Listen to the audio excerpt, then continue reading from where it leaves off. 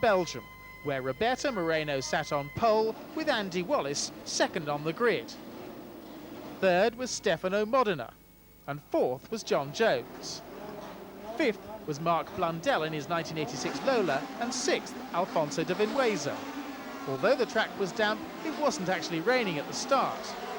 Moreno went straight into the lead, leaving Wallace, Modena and Blundell to eat the spray, which obscured the rest of the field.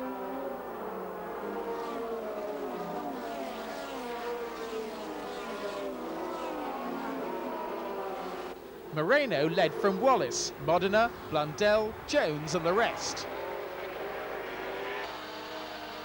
But it was Moreno out in front, with soon just Wallace, Modena and Blundell for company, before John Jones and the rest of the field.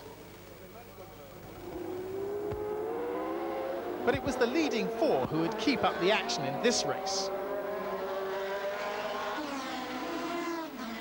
Moreno pulled away a little, leaving the pursuing trio to dispute second place as the track slowly began to dry out.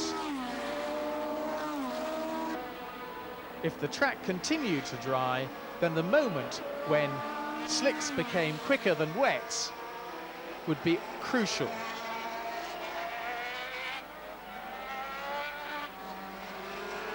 Indeed, one driver, Thierry Tassin, had already changed to dry tyres.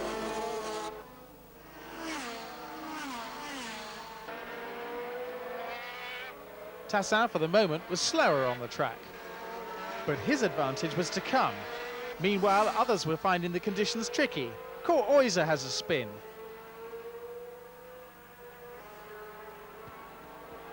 But he gets away with it without hitting anything.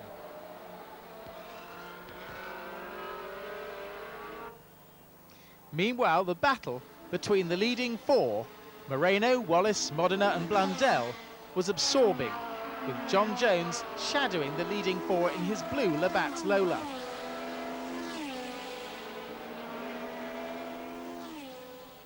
Modena was trying hard to take second place from Wallace, but Wallace had the inside line at the top of the hill.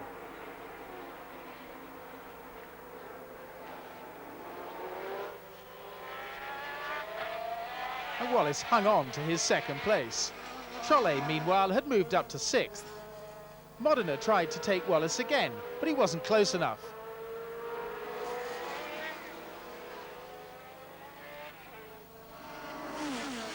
He tried again as they came up to the chicane, but there was a surprise in store. Blundell took Modena, Wallace didn't take the corner at all, and suddenly Blundell was up to second place. Modena was third, and Wallace rejoined sixth, having been overtaken by fourth place Jones and fifth place Trollet. Then it was Modena's turn to spin, and although he was able to rejoin, his steering seized with dirt.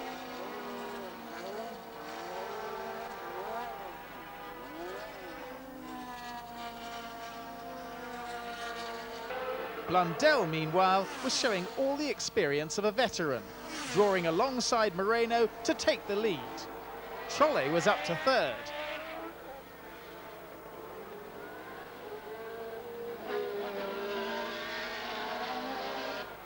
Then it was the Frenchman's turn to challenge for the lead as the track dried and the drivers still on wet tyres sought the wet lines.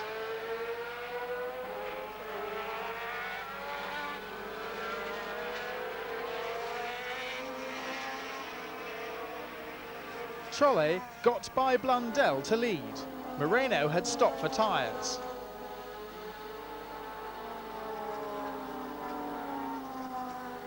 But then came drama. De Vinuesa and Sala tangled at the Rédillon. There was wreckage everywhere. While Sala was unhurt, De Vinuesa was injured and trapped in his car.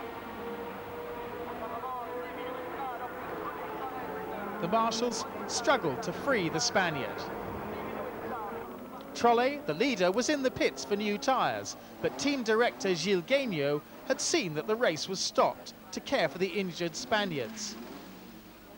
As the race was stopped at over two-thirds distance, Trollet was acclaimed the winner.